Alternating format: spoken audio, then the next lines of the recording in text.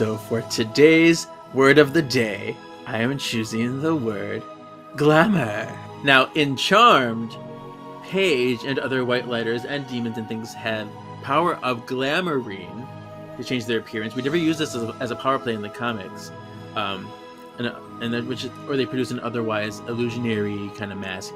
But it's also used in the craft with the hair and the eyes. But to glamour in actual practice is to give you the confidence to manifest your desires by highlighting inner and outer beauty. Glamour magic is a subtle form of magic in which you can shift how others see you through confidence gain. By expressing and adorning oneself aesthetically, it is a way to be a better you and feel a better you, and to help your outer beauty reflect that. You haven't even read that? Wait, what are you doing with the book?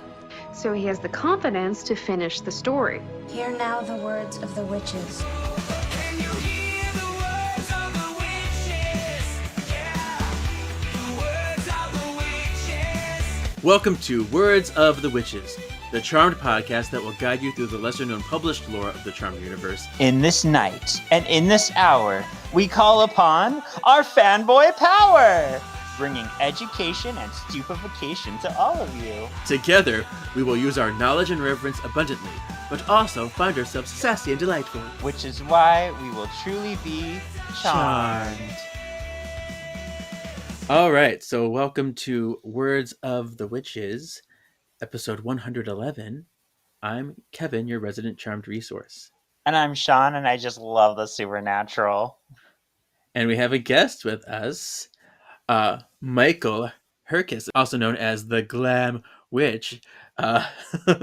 So yes, thanks for having me. I'm excited to be on. Oh my gosh, it's so exciting to chat with you in real time because we're talking for years. We go way back. Way back, 10 plus years. So yeah, it's really cool. You are a practicing witch. You've written all kinds of books and you do all kinds of really cool glamour magic type of things. So yes, it's really cool to hear your definition of glamour and having that be the word of the day. But if we look back at really what glamour means, I mean, it originated in the 1700s and it was considered to be just a witch's spell.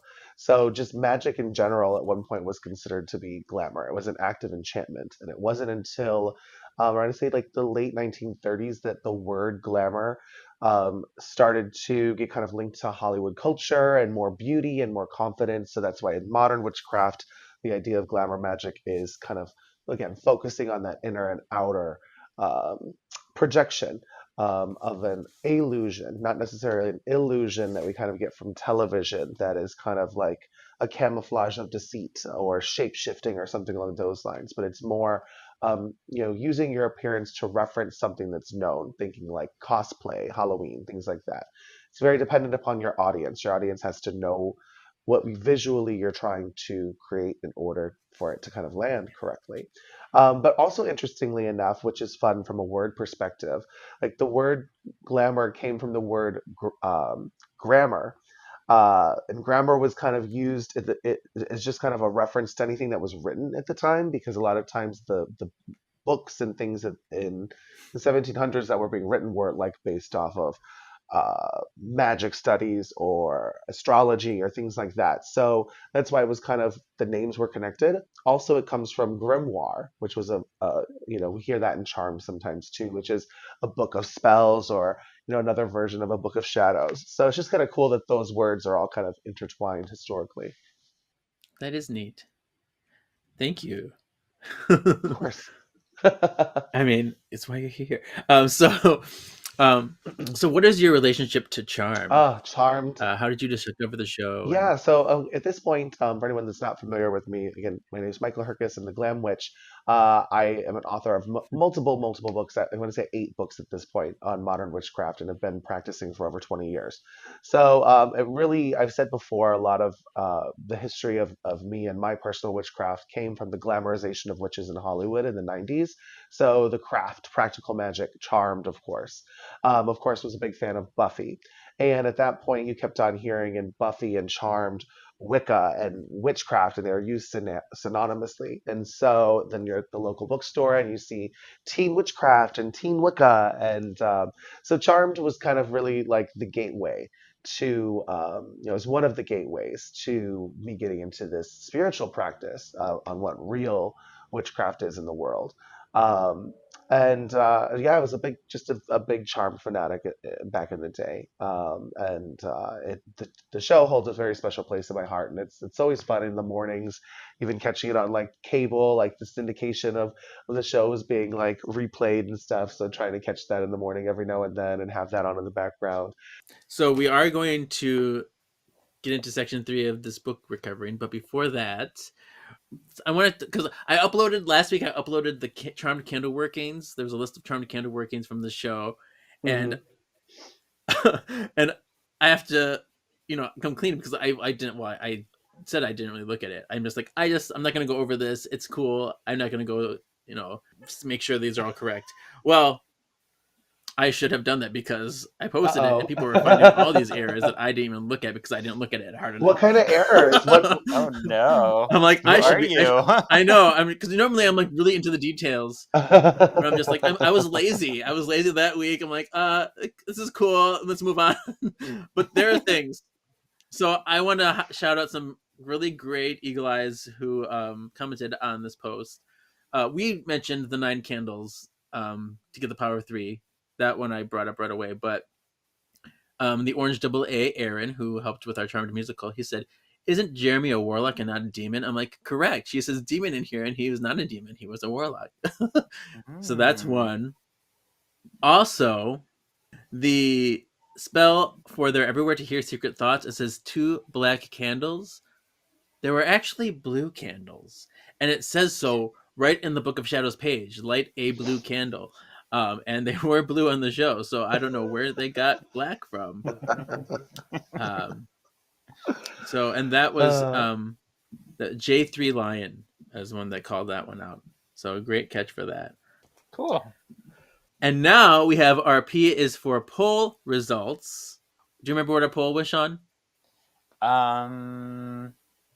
No, I never do though. I never do. I don't want to disappoint you and remember one day. It says, in magic, what are you most drawn to? Herbs and flowers, stones and crystals, candles, or practical witch items like potion bottles and ribbons and things like that. I said stones and crystals. We all said stones and crystals. Yeah, we did say stones and crystals. On Instagram, herbs and flowers got 17%. Then candles at 20%. And this work got close. Practical witch items got 30%. And then stones and crystals got 33% by 1 extra vote. Wow. So it's kind of cool how they're kind of, that's the thing with this. This is super subjective and everyone has their favorite things and there's no wrong or right answer. With this question, I think especially. So in the Twitterverse, it's called X now. Yeah. I refuse. I still refuse. I just X verse. Practical witch items got 44%. And that's super high because stones and crystals got 25%. Wow. As the second place. I'm kind of shocked by that, just So, knowing it's interesting. everyone's fascination with crystals. Maybe they had something else in their mind when they said practical witch items. Like, what does that mean? Is that from practical magic? I love practical magic. I'm gonna go outside and pick my flowers and make my little love spell. Yes. All right, so let's get into this book. We are doing the Book of Shadows, the Unofficial Charmed Companion, Section 3. And this is the Witch's Place. I just have some key points of my own, just from the first couple pages. Spellcasting can happen anywhere. Find your space, small or large or portable. People like, if you like it private, make it private. I did like they talk about how spaces may have associations for an individual, and they mention how the charmed ones have the association to their attic because it's linked to their Hollow line. It's a link to them, which is kind of fun. I do remember back when I started getting into witchcraft and when I first started reading this book back in the day, there was a lot of emphasis on where you should put your altar and where you should be doing your spellcraft. And even in some traditions, it's like the altar must face a certain direction. And that's still depending on what tradition of witchcraft you're a part of. There might be some of that. Certain covens and groups, have different rules and things along those lines. But now it's shifted, and even as an author, and looking at the other authors that we have, it's like not so many people care about that as much or talk about it as much. It's just kind of set up your space when you can. You may have a dedicated altar, or you may have a dedicated witch workstation that is always up.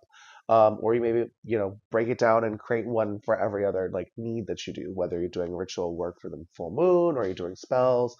So sometimes there's temporary workstations, sometimes there's not. And we do kind of see that with Charmed as well. Like they would kind of set up their working spaces depending on what they were doing.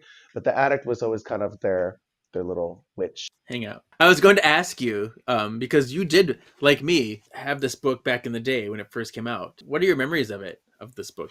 I remember just getting this book and just immediately loving it because it was the Book of Shadows, and I always wanted to have like the Charmed Book of Shadows. And I think it was really cool because number one, it does go into kind of like the spells of the show. It goes into kind of breaking down, some now we've pointed out some errors with like the candles and stuff like that here and there. But it really was a good bridge between real modern day witchcraft and the television show, and kind of showcasing the where things aligned, and maybe that there was like differences here and there with it. And I could not at the time really compare it to anything other than just the other books that I was reading, and the information was solid. I didn't really see anything that was like too different. And even looking back at it now, all these years later, having not looked at it for a long time, it's a pretty solid book. I think at the time, there was a lot more chat of how like Wicca and witchcraft are the same, but it has differentiated differently. Like you don't have to practice, like Wicca is a religion and witchcraft is a practice. And so some Wiccans are witches, some are not, and so on and so forth. So I think that would maybe be the only thing that I think maybe has not held up after all of the years of publication. There is a little bit more of a distinction between witchcraft and Wicca now than there was then. There are a lot of writers, especially around this time, that do conflate Yeah. those two terms. Um, but, yeah, and it's funny going back to that candle list. I actually went back to cross-reference them. I went looking through the episodes, and some of them were spot on correct.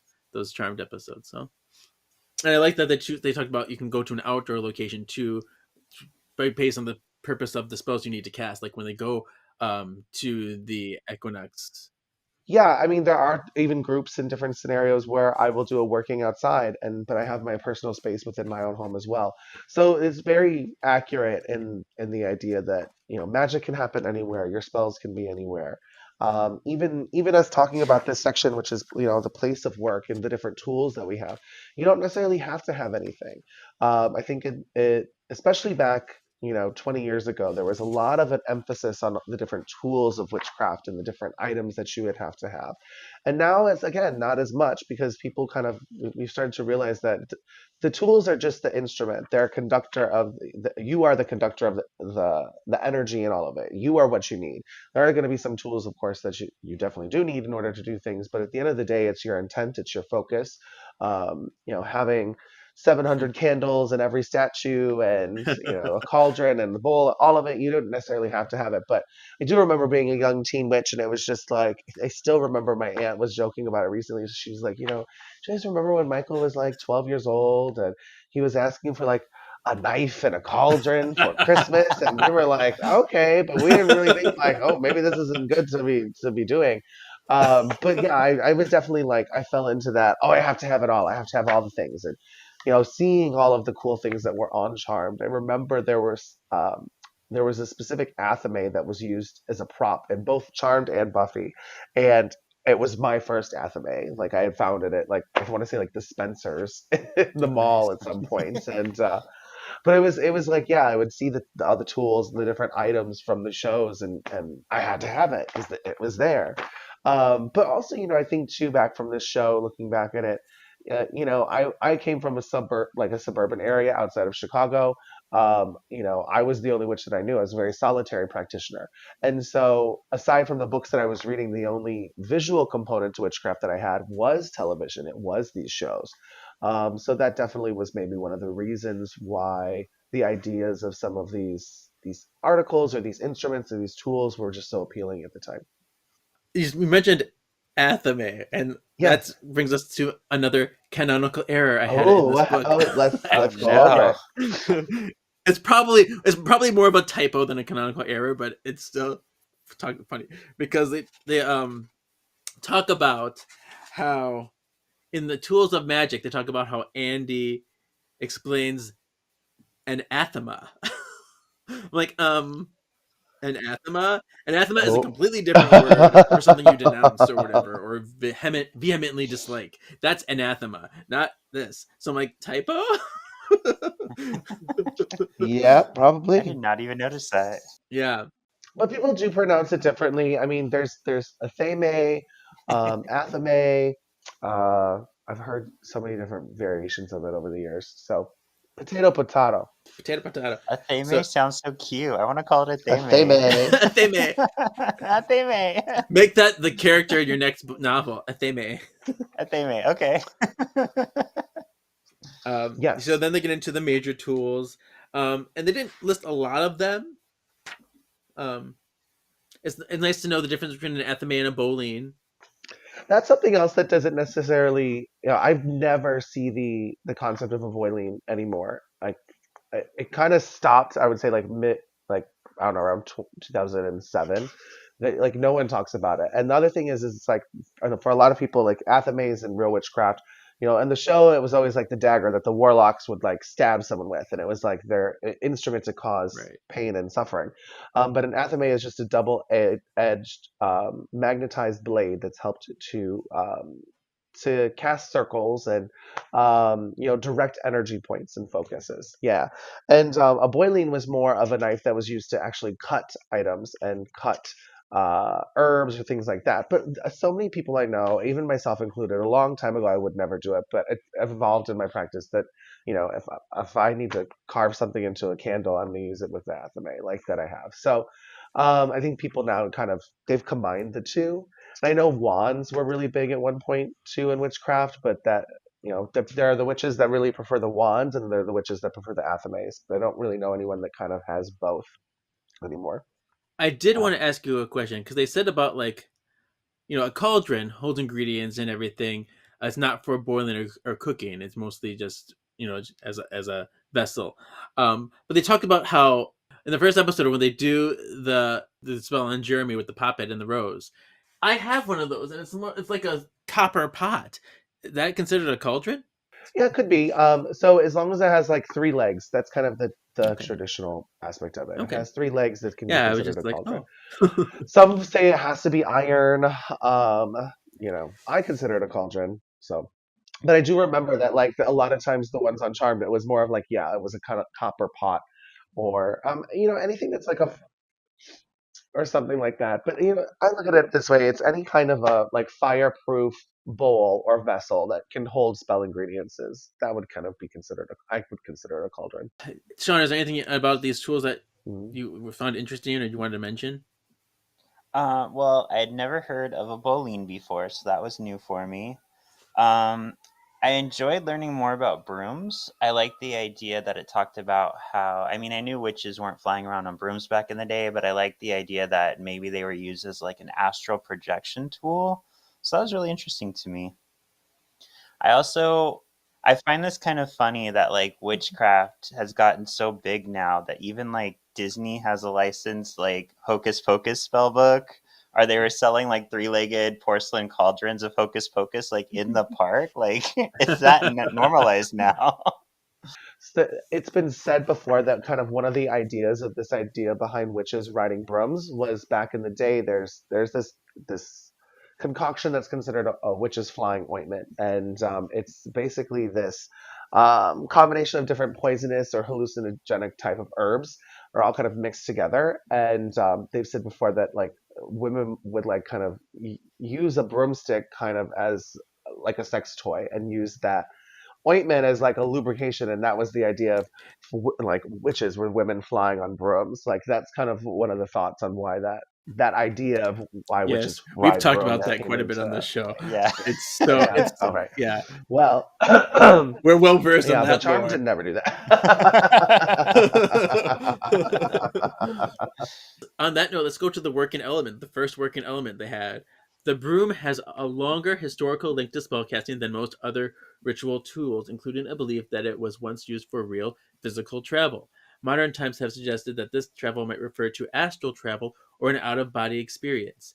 Does this imagery reinforce or contradict its more common purpose as outlined here? So, what are your thoughts? I can see where the reference of that is. It's not something I personally have ever thought of or have done like the connection to, but the idea of like astral travel or out of body experiences or anything like that, you could associate it with a broom. You could associate it with travel. There is some like group workings that I've done before with brooms where we all had a broom and we kind of did focus on that as more of like an astral travel piece. So I do think that there is something that it definitely doesn't contradict anything, and it definitely can reinforce the imagery of witches and broom riding in real witchcraft world. Um, and yeah, so I also kind of just mentioned like the other question, how might that be, how might that imagery be incorporated into a ritual?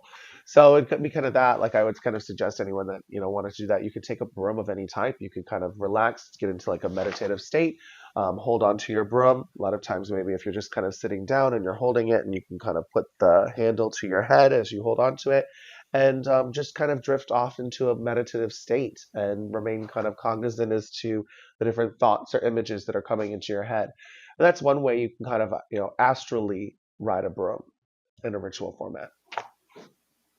I'm so glad you're here, Michael, because reading this book, I'm like, this is a lot to be a witch. So, like, hearing you break it down about how to, like, simplify it and personalize it, I'm like, okay, I'm good. Well, it's yes, of course. Thank you for having me. It's funny too because it's my at least my witchcraft that I do. It's very despite us talking about charmed, but I do like real life practical magic. Like there has to be a practicality to it, and simple. It doesn't have to be long, crazy rituals. It doesn't have to be long, elaborate ceremonial things. It's as long as your intention is there. And I love that the book really talks about sympathetic magic. I think you guys may have covered that Yeah. before because I know that's earlier talked about in the book. But it is just like the relationship between the two different things. So if you look at like again color magic, so if you wanted to bring something into your life, burn the candle that's associated with that color. It's there's a lot of symbolism in witchcraft, and so the more you lean into that symbolism is it can be as heavy or as deep or as simple as it is for you. Yeah, I put something about here because I know the broom or besom, also known as, has been Mhm. used for cleansing or sympathetic magic as a symbol to represent something. So I got that. I know it's used a lot in hand fastings too when they like do the jump over the broom. They jump over the broom. Yep. Um, so I suppose if I wanted to incorporate like a travel element too, I think of it more of like maybe Mhm. a transforming a space into something new, Yep. and that kind of represents the Yep. travel aspect. More of a kind of like a liminal tool, a transitional, so something like that. Okay, so now let's go into the minor tools. The mortar and pestle in like the show a lot, and all of the other witchcraft books never really talked about it. Mhm. And then I love that like this one finally did, and then you started to kind of see it in more books. I think after Charmed. So that's one tool that you just didn't see. It wasn't a popular tool that was in witchcraft books in like the 90s, but then the early 2000s is kind of more where we started to see that more in real witchcraft and being added in as like a sub section minor tool to grind up herbs. So it's just even looking at the book again, it's like it's the second item on the first Right. page of it. It's like After candle it was a big holder. thing. Yeah. Yeah, exactly. Because think about it, every episode of Charmed had a candle holder, and the damn mortar and pestle. Like starting in I think season 2, it was in everything. But it actually, I mean, it honestly also made a lot of sense because it's, at least in season 1, with Piper being a chef. I mean, she was a chef throughout everything, but it is a predominantly like culinary Yeah. tool. So I did like that there maybe was like it made sense that there was always a mortar and pestle in there because even before they became witches or took their witch power back, that tool was probably hanging out in the kitchen no matter what for Piper. So I like that Hmm. aspect. Yeah. I really liked that they kind of broke down in the book. Hmm. The mortar and pestle Yep. symbolizes like male and female, with the Hmm. pestle obviously being Hmm. very phallus. I like the idea that it can be seen as like it's even more powerful because it Yeah. combines the male and female. Right. My mom had Hmm. once told me that she read that the happiest people are those who are androgynous because you embrace both your sides, so you don't really have anything holding you back. And I think in present Yeah. company, I think we can all kind of speak to that. Exactly. Like, we're all pretty happy people. Yeah. It's Yeah. there was definitely a lot. At least again, the tools and the symbolism that goes back to just Hmm. symbolism and witchcraft, Wicca, all of it, being this kind of concept of the combination of male and female, even in some, one of the aspects of a Wiccan ritual, and even to some degree, like modern witchcraft rituals, there's the idea of the great rite that happens in the ritual setting where the athame is dipped into the chalice to symbolize the union between the god and the goddess. And so that idea of the phallic and like the bowl, combination, is it's heavily linked in witchcraft. It's always been considered a earth-based spirituality. It leans into nature. Sacred sexuality is a big part of that. So it's an aspect of nature and the natural world and the natural things that we do. So that being a concept in our tools, it makes sense that it translates over. But I like that you said that because I forgot that or until re-looking at this book. Yeah.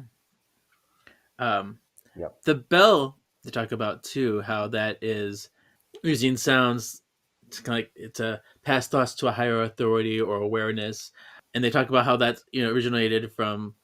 Well, there's a bell, book, and candle, which I always think of like the charm song. I need a bell, a book, and candle. Yeah, I Take don't. your ghost away. Oh, That's the correct song that yep, plays yep, yep, during yep. Prue's funeral.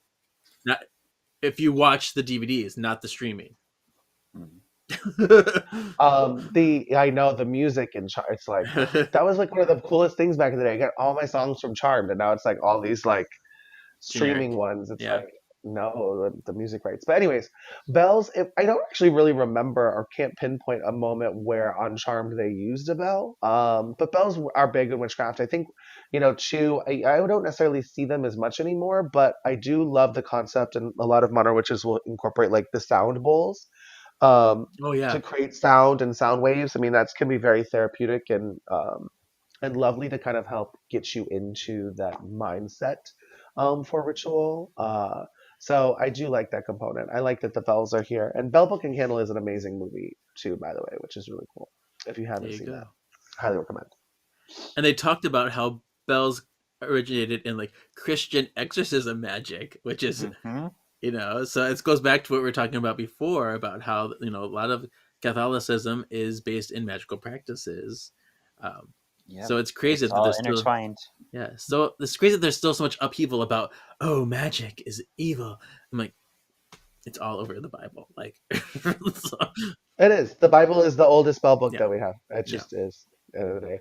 I love too that they have in the book that they talk about the oil burner because that was yes. something that I had to use, and I don't really see oil burners that much anymore. And like I loved them back in the I had day one because too. I wasn't allowed to burn incense in my house because my mom was like had bad asthma, so I couldn't do it.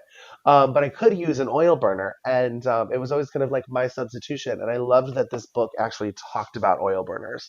I remember all like the witchier stores that were kind of like they weren't necessarily a witch store, but like I want to say like Spencer's and those types of things There in was the one in the Midwest mall that had malls. If like you this remember, those yeah, weird, they kind always of had the oil burners trust and stuff. And now keys you and can't things. find Yeah, them.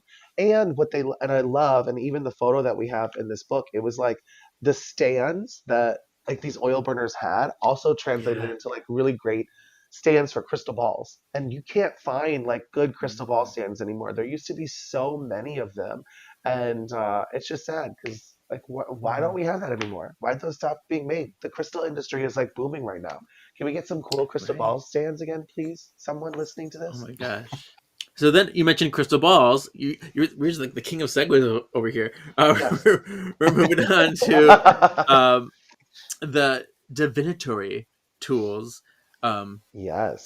and if people aren't aware of this, what divination means is it's like the process of to bring something misplaced or hidden into clear view, allowing others to interpret and understand the knowledge that's Yes, otherwise out of your regular knowledge. that's a great So definition. yeah, so that those, and then it goes to the spirit board stuff. This blew my mind. I had no idea spirit boards were used wrong. I had no idea. Well, break it down for us, Sean. What does it talk to us about spirit boards? Because I have some stuff about this too. So what it talks about is the idea that we have today of a spirit board is that whole age-old image of people sitting around the spirit board trying to communicate with the spirit and asking the spirit to move the planchette, which it seems like a planchette may have not even been used in the early spirit boards, but I was unclear on that. But it talks about here the early idea of spirit boards was, hell yes, somebody was supposed to move it. It was supposed to be like a way for the diviner to kind of like channel their what's coming Mhm. into their mind. So it gives you an example of like maybe you're looking for a will and it takes you to D. So somebody writes down, okay, they went to D, and then afterwards you ask the diviner like, what did the D mean? And they say, oh, a drawer came into my mind. So I think that was really interesting. Yeah, I do not remember that from the first time I read this. I was like, oh my goodness. Yeah, that's actually news to me too. That like, I don't have that much actual knowledge of spirit boards or Ouija boards. Like it's not just kind of been, we talked about earlier, like the pulls of people that do like herbs or crystals and things like that. It's just a tool that I've never kind of gotten into personally. But that is cool, and I was rereading that this time too, and I was like, I've never actually heard that before. But it makes sense, and it actually does make a lot of sense.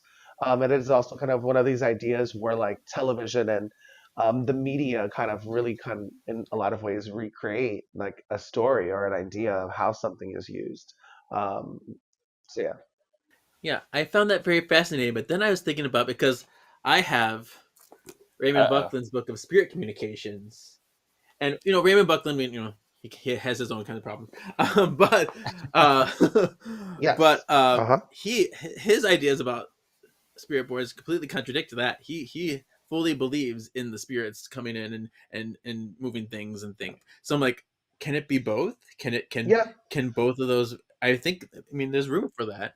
I think that there's definitely room for that. And it's again, I don't think that there's necessarily like one right or wrong way to even what I was talking about before. I mean, using an athame to actually cut ritual items. Some people do it, some people do not. It might not be the absolute purpose for it, but some people it might end up becoming the purpose for it. So, uh, I think that there's always room for, if it works for you, and it gets you the results that you need, then why not? I could see the two ideas kind of marrying each other too, from the idea like if the diviner, I don't know what else to call them, but the Hmm. the reader, I guess, Medium if or they're whatever.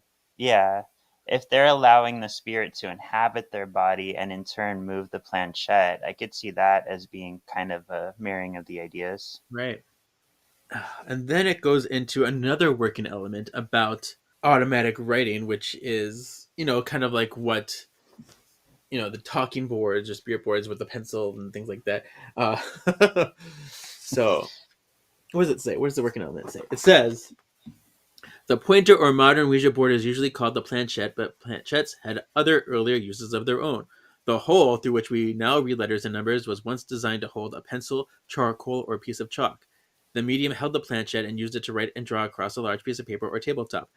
How might a variation of this be better suited to a solitary practitioner? Automatic writing it's a cool process. I've definitely done it before. I wouldn't necessarily say it was automatic writing. I don't know how to necessarily describe this, but someone I was talking with, a witch friend, and we were talking about crystal magic and just this idea because some of us we all have people that like crystals. We have our crystals that we love and we go to, and we have our ones that we don't resonate with. So we kind of had this idea of like, well, let's try automatic writing by just looking at the crystal and just allowing ourselves to kind of write and seeing what line patterns happened. And so I've done that before, or if I'm trying to connect to something and just kind of, look at the way that energy spikes or how I'm reading or interpreting something. And it was kind of interesting because what I noticed was is that the lines and the sharpness kind of changed depending on what crystal I had. And the ones that I liked made more appealing lines came out than non-appealing lines. And so this is just interesting for me because I always grew up as an artist, and so I like the idea of lines and how that connects to things. I also have a little bit of, I would say, synesthesia. So if anyone's kind of familiar with that, it's that you can hear, taste, and like actually physically feel color and lines and things. So sometimes even with music, you might It's like Aaron. get bursts of ideas of color or line symmetry and stuff, which is a part of can be considered part of automatic writing to a degree too when it comes to like the lines. So yeah, that's my 2 cents on it. I like the idea of it. I didn't actually realize that the planchette was used for that too. Again, not because I don't really necessarily, again, work with spirit boards. I kind of have always skipped over this section. So seeing that and getting a little bit more educated on it is interesting. I've read somewhere that spirit boards can be used to access one's own subconscious. I've never really done this myself, but I feel like it may give you the freedom to confront things that you weren't willing to say out loud or acknowledging. So that's kind of a cool tool Of course. for solitary use. I think it's a great introspective tool for anyone to work on themselves or deal with things. So on one hand, it's like it can be a very meditative practice. Number one, can kind of help you realign, refocus, and ground your energy, as well as work through anything that's kind of coming through. So a lot of times people can also do it from like a spirit connection. Like I've talked about it in a recent book, this idea of using from a glamour magic perspective. So it's the idea of using a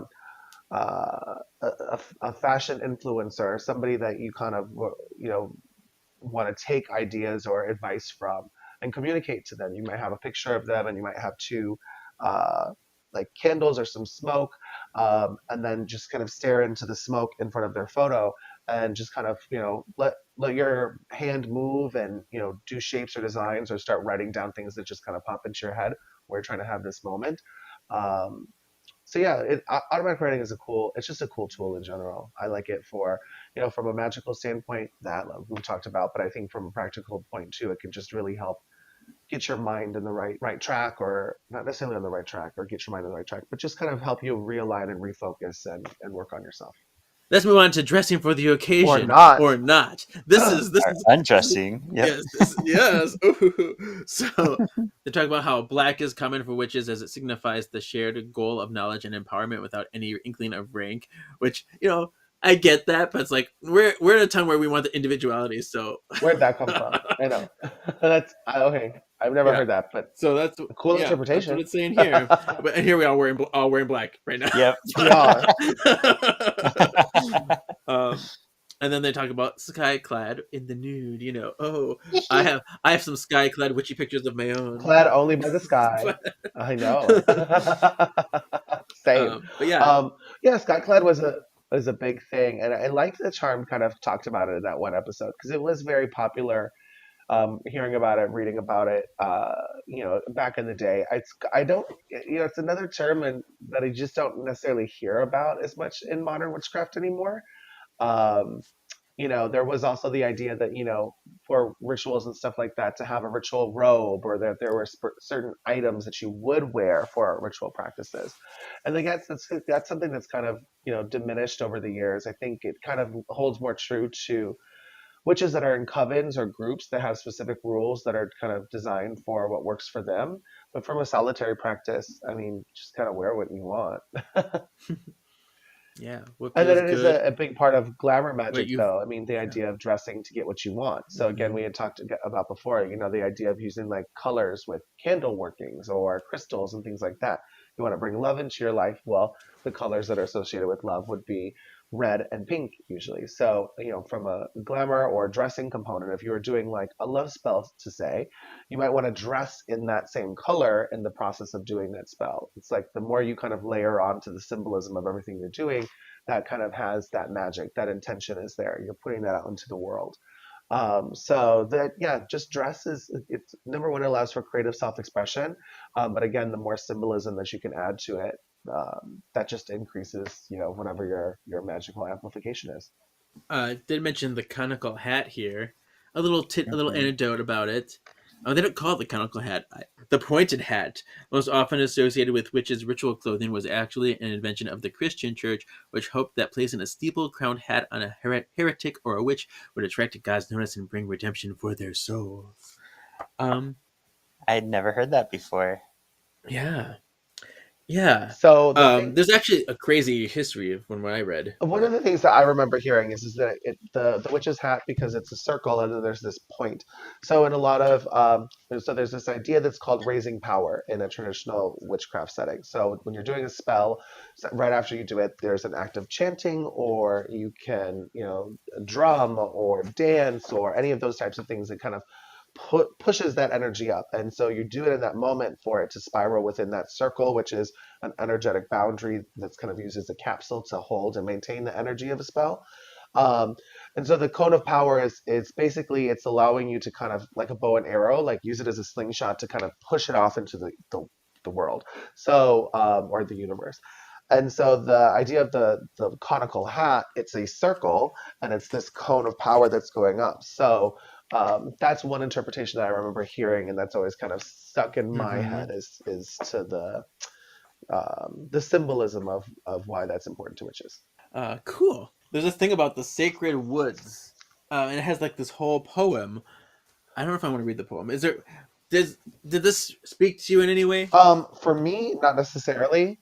I mean, I can see why it was included. I can understand the context of what is going on here. So I mean, it's Sacred trees and woods, and they have them all listed. And I mean, I didn't get much out of it myself either. No, I didn't either. And this really nice poem, and it's an anonymous writer, just an anonymous poem about each type of tree and wood, and like, cool. That's nice. Trees. Trees, yay. The druids would hate me right now, all of us, but it's fine. it's like all the different crystals, all of the different trees hold their own kind of meaning. It's Yeah. like for Right. everything in the world, like there's some kind of a symbolism that's associated with it in magic. Yeah. Metals, Mhm. colors, days of the week, all of the different things. So I mean, on one hand it makes sense, but it's like I also don't remember the woods being like a major component to Charmed. It's just a weird thing to add in here. It just made no sense to me. Yeah, agreed. But there you go. Okay, so that's the end of this section of the book. Do we have any final thoughts? Anything we want to say that we didn't say yet? Charmed is great. Charmed is the best. It definitely helped me get to where I'm at today. Well, I love that, and it was a really neat book. Anybody that hasn't checked it out, that's interested in Charmed and witchcraft, or maybe seeing the combination of the two and how they've really intersected, I think it's a great book for additional learning. It's where a lot of us got our Yeah. start. I think this was the first book that I told Sean that kind of introduced me to the actual Wicca and pagan and actual witchcraft at all. So Yeah. It did a good job, I think, of talking about, like, we kind of touched on it, but the flashiness that Hollywood has added to magic and how it shaped magic. right. Like, in particular, I like how it talked about if you're across from somebody using a crystal ball, neither of you are going to see anything in the crystal ball. But in Hollywood, like, of course, you're not going to want to watch people in a movie staring at a ball.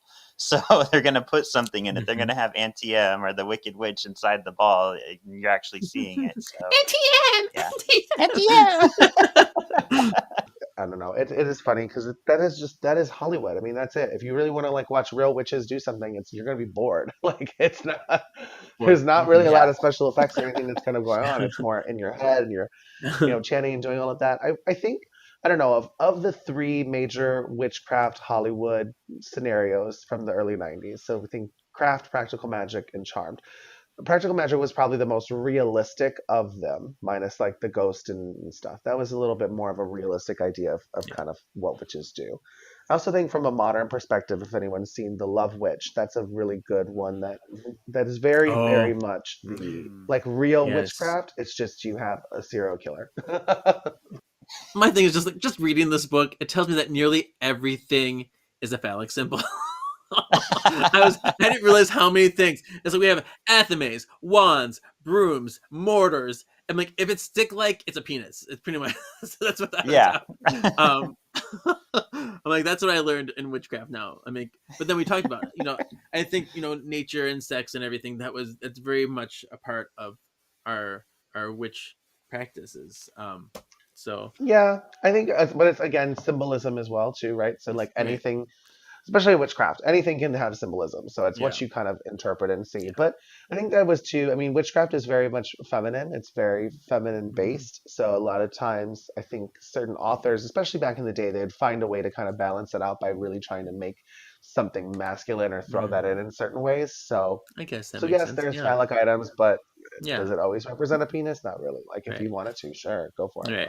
But That's why I love because they talk about how the mortar and pestle was like a bridging of the two. They talked about how yeah, the broom was too, how like the bristles was like the feminine aspect of the really, broom, I've never heard which that. is So yeah, that's it's in in the this book. book. Yeah, It talks about it. Yeah. interesting. So yeah. So next is tips for future white lighters, and this is pretty much a takeaway, a moral or a lesson that we got from this section of the book that sticks with us. Oh, we're really just messengers? Guides? Think of us as guardian angels for good witches.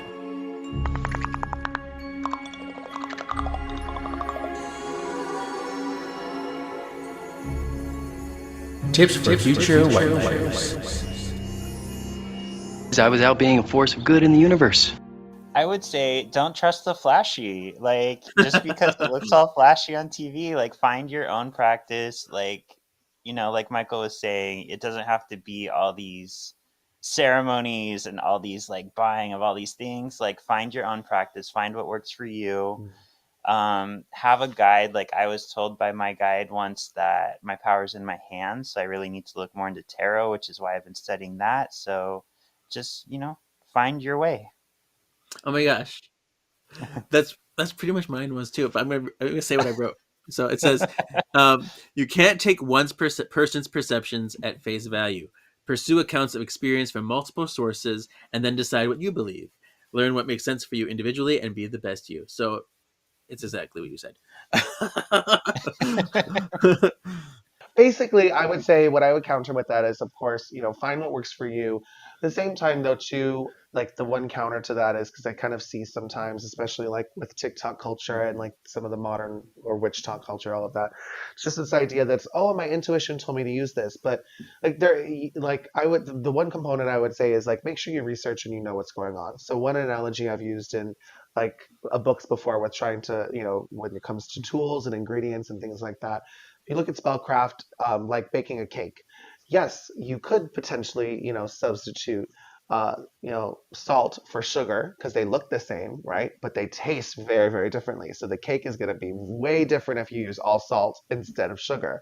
So it's, have an understanding of to what the ingredients are and what they're kind of used for, and then improvise based off of, what things are historically linked to. Because if you're wanting to use a black candle for a love spell, it doesn't matter how like intuitive it is. Black is a different energy than red is. So you're going to be hurting yourself in the process of it. So to be smart along the way, do your vetting properly, and make sure you have that knowledge. There's that idea in witchcraft, to know, to be silent. It's the four pillars of the pyramid of the Sphinx. But to know is important. You have to have the knowledge that's there. So do your research, and then learn. You only like learn what is going to work for you the more you practice and the more you explore. So have fun doing all of that. And even looking back at myself, one thing I could tell old baby witch Michael when he first got this book back in the day is just like, enjoy the ride, enjoy the process of learning, enjoy the process of doing all of this. It's not a destination, it's an event. And so if you're so focused on like, oh, I want to build and I want to get better, you're missing out on some of the process along the way. Oh, beautiful. So. Thank you. That was it's great to have those things, because unless you're looking for a salty cake, just be knowledgeable. Yeah. He was not looking for a salty cake. Right. That's something different. That's something different. That's a different kind of day. So next is our PS4 poll for next week. Piper. You mean it's just you and Prue, huh? Phoebe? Phoebe, you there? And a big hello to you too, Penny. Come on, Patty. The rest is up to them. Paige. My name is Paige. Another P, imagine that. P is for poll. And this isn't really a poll so much as just a question that I'm going to propose. Just what makes you feel beautiful? Oh my gosh, what makes me feel beautiful? Clothing, just having fun with all my glamorous tools and stuff like that, you know. Just getting into it and enjoying the ritual of getting ready and, you know, conceptualizing and putting a look together.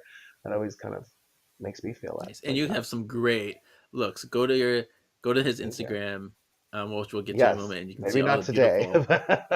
I'm just relaxing Day. today. No, you look Oh, You thank still look you, thank beautiful. you. No, Yes, you're still yes, yes, beautiful. yes. But I don't have the full glam witch on. There's no feathers and sequins and Right. caftans here today. No.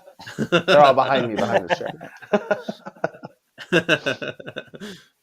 I would say clothing as well. Like, yeah, there's certain times with certain things that I wear, like you get certain attention and you're like, yes, mama, she's feeling it today. Uh-huh. Yep. I look great in this. It fits right. Oh, it's cute. Feeling myself. I'm gonna take a selfie. How cute. Yeah, Might 'cause I tell you don't. later, might not. Right? Mhm. Like for me, like I don't do like a whole like facial. I don't do a Yeah. lot of things. I like a nicely trimmed beard when I can get that. And I like that. I like tight Yes. shirts and I like really flattering underwear. Yeah. Sorry, 'cause That's awesome. all right, so we are at the end here. So, Michael, tell the people where they can follow you and Sure. Well, my website leads to all the correct places. It's www.theglamwitch.com. I'm most active on Instagram, and my handle is at the.glam.witch. Otherwise, you know, just find me online, Mike Herkes, Googleable, and you can connect to all the different things. I have a new book coming out later this fall with Llewellyn called Glam Astrology. So it's how to discover your unique fashion sense, looking at your astrological chart, not just your sun sign, but I've created a formula to kind of really help you step into your own visual power. And then also kind of share, like, you know, too, how you can kind of get what you want with other people. So if you have a certain person at work that you have to deal with and they're a specific sign and you guys are clashing, you know, how might you want to dress? If you know their sign, you know, how can you kind of dress to kind of diffuse issues? Or, you know, if you want to stir up drama with somebody, you know, how to dress to do that as well. So it's the fusion of glamour, magic, and astrology. So take a look for that. It's available for pre-order right now. Pre-orders are really important for all of us authors. So help support your queer content creators out here and get my book. all right, Sean, where can we find you? You can find me on Sean Perrette on Instagram. That'll take you to any of my projects, any of our past podcasts, my book, shirts on that place that we used to sell shirts. Threadless. What's it called? Threadless. So yeah, find everything there. Sean Perrette on Instagram or my TikTok. Yeah, and you can find this podcast at Words of the Witches on Facebook, Instagram, YouTube, Words of Witches on Twitter. And yeah, we will see you next week for section 4. We're almost done. We have section 4 and 5 left. So section 4 is next week with another witchy guest. And yeah, thanks for listening, Spell Worders. Your destiny still awaits.